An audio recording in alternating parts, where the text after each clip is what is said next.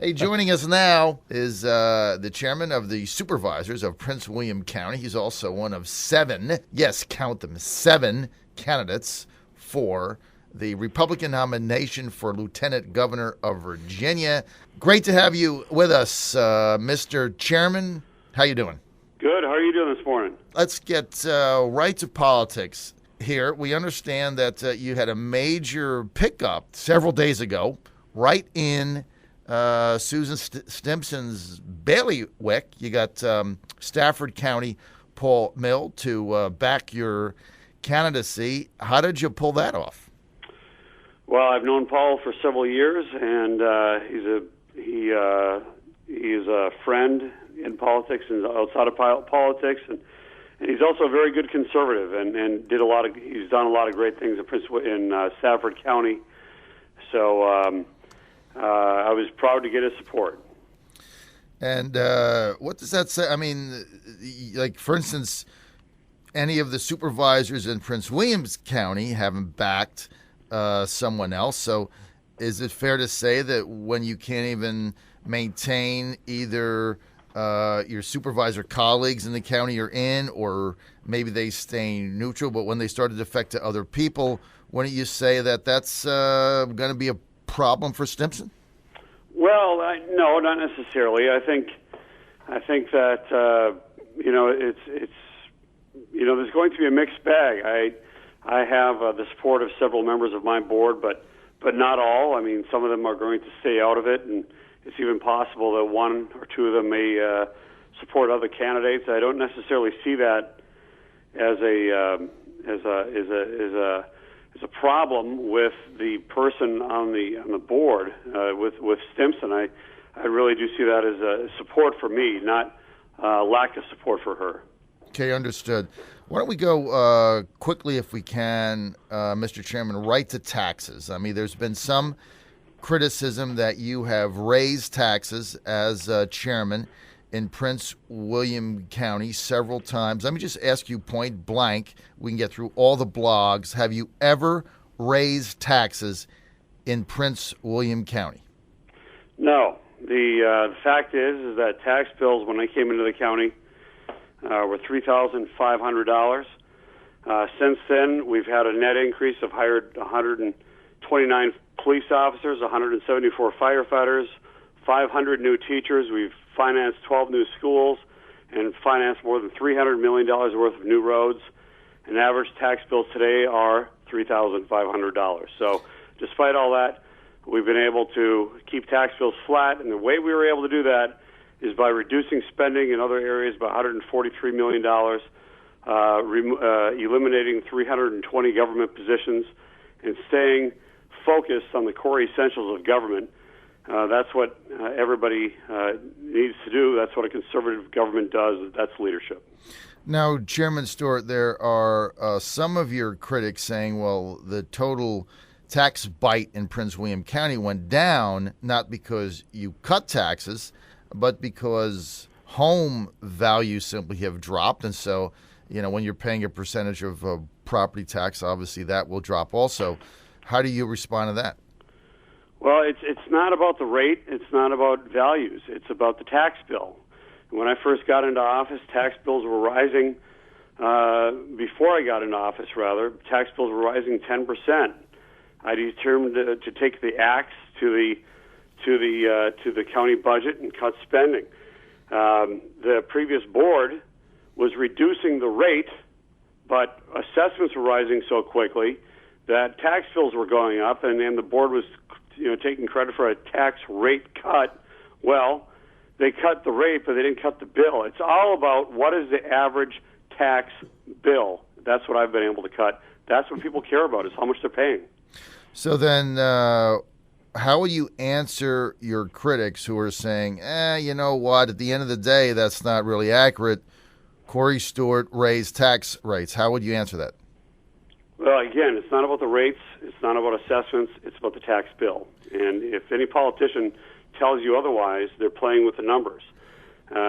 We've been able to finance all those things, all those new firefighters, police, schools, roads, without raising bills. And the way we've done it is by cutting in other areas and when you cut, when you reduce the size of government, when you deregulate, which we did as well, what you find is that the economy grows and you grow revenue and you're able to afford those things without increasing taxes, without increasing tax bills. That's what Reagan did. That's what I've done. That's what I call conservative leadership. Common Sense News Time coming up on 7:19 here on the John Frederick Show. Editorial Director Steve Ray along with John this morning, and we're speaking to Prince William County Board of Supervisors Chairman Corey Stewart, who is also one of the magnificent 7 candidates looking for the nomination from the GOP to be the next lieutenant governor here in the Commonwealth. Let's get outside of your wheelhouse. We've talked about immigration before. We've talked about crime reduction in the county. Let's talk about energy. How do you advocate for Virginia's natural resources without threatening the economy of the Commonwealth? Well, I mean, the thing is that energy, we are blessed with abundant natural gas, coal, offshore drilling possibilities, potentially uranium, and we need to exploit all of those energy sources, and that's not just good for America's energy independence and our national security. That is good for the job situation, especially in Southwest Virginia and where they're hurting so bad. I've been out in the Southwest many times, taken a tour of a mine. In fact, the mine that I toured in October shut down the day after the election because they knew they couldn't withstand another 4 years of Barack Obama, so they shut it down and they moved it out to Australia. All the equipment and as much of the personnel as they could. That's just a shame, frankly. Let's talk about in your position there as chairman of the Board of Supervisors, something that it is related to energy, even though you're not in a statewide position like Attorney General where you're suing the federal government. Talk a little bit about your record of taking on Washington and Richmond as it goes to mandates, particularly those that are unfunded that affect people in the county level. There are, that people don't realize just how onerous federal and state regulation is and how that affects taxes on the local level. Over the past 5 years, Richmond has passed on more than $1 billion, that's with a B, $1 billion worth of unfunded mandates. These were programs created by the state that were now passed on to local governments and local taxpayers. One of those programs, for example, was called the Line of Duty Death Program. Mm-hmm. Nothing wrong with that program. The state created it, and now the local governments have to pay for it. I've been pushing back on that, but there are other things too. In 2010, the legislature passed HB 1071, which requires local governments to. This is part of Agenda 21. They're requiring local governments to build high-dense developments that are always tax negative. I work together with some of my neighboring local governments to push back on that, and we were able to get the General Assembly to back off and now make most of those requirements voluntary. So there are lots of, and then of course you go to illegal immigration, where I've had a record of years of pushing back on, frankly, the lack of federal enforcement has resulted in local governments having to pick up a lot of the slack for immigration enforcement. So there are so many examples of the federal and the state government putting the burden on local government, and of course that has its effect on local taxes, and it has its effect on local core services as well. Corey, before I hand you back to John, a quick bit on budget reform. We already know through your platform papers online that you support eliminating taxes like the state corporate income tax. Would you go on the record here on the John Frederick Show today as saying that if you are elected lieutenant governor, that you would be in favor of eliminating the final probate and death taxes in Virginia that hurt so many small businesses and family businesses as well? Absolutely. There is no question that the death tax and probate taxes are especially hurtful to farmers and other small business people in Virginia. Frankly, the state and the federal government just don't get it. They don't understand that if you want to keep farming in the family, if you want to keep these farming families alive and continuing to work the land, you can't tax them when they want to pass that land on to the next generation. Mr. Chairman, let's turn back to politics here in the couple of minutes that we have. There's been a number of rumors that your staff has formed an alliance with Stafford County Supervisor Susan Stimson's staff, that basically you're going to encourage your delegates, and she'll encourage her delegates to back each other when either of you drop out of the ballot or get eliminated from the ballot. That's a little affrontive to people, assuming that, hey, if I'm a delegate, I'm going to make up my own mind. Is there any truth at all to that alliance? Well, the fact is that when we all go to the convention on May the 18th, you must obtain a majority in order to win, and which means that it's almost assured mathematically that no one will be nominated after the first ballot, and people will drop off. According to the rules, 2 must drop off after the first ballot, and another 2 or another 1 must drop off after the second ballot. So, of course, there are these discussions going on among the candidates about support for one another, and it's not these aren't. I wouldn't call these backroom deals. I mean, the fact of the matter is that Susan and I share a lot of the same values and the same principles and the same way of campaigning. She and I are both very, very conservative and have a record of actually getting things done, cutting spending, cutting taxes, cutting government regulation.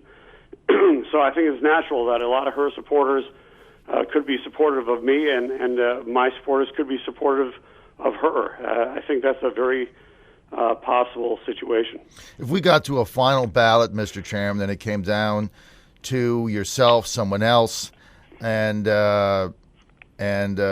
Susan Stimson, and then at the end it was just Susan Stimson and someone else, are you going to be willing right now to say that you would back Stimson on the final ballot?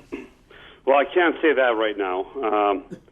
And obviously, if any of those negotiations happen, I mean, we're not going to make any of those things public. But I will say that I am going to draw from the more conservative end of the spectrum, and that if the final ballot comes down between a moderate,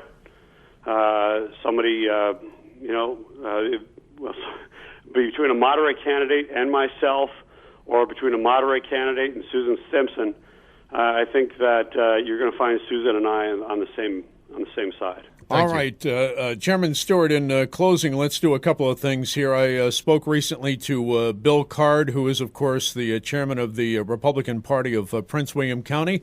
We talked earlier about the process. We've got the first campaign delegates meeting coming up March 9th in the county at Stonewall Jackson High School. Are you one of the lieutenant governor candidates who will be appearing there?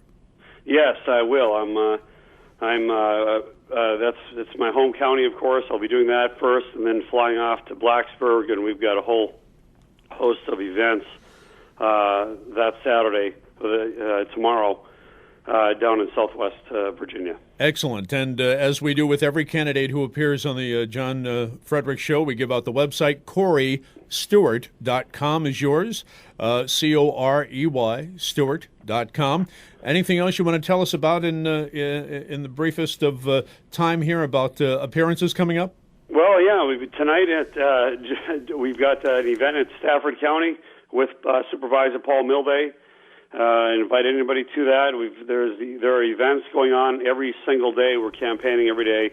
Just go to the website, CoreyStewart.com. All right, I'm going to ask you something point blank.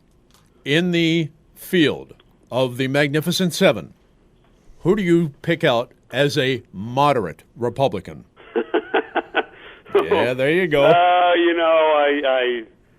I think I'll let people identify themselves. I'm not into name calling. I will not do that. But calling someone a moderate is name calling. Okay, you know, Corey, I think the world of you, and I'm not committed, although I am a delegate. But just want to say it's great to have you on. We know we had a little bit of a hiccup before getting you on that snow day, but we're glad we had the chance to talk to you this week, and we appreciate the time as always. Thanks a lot. Thanks, man.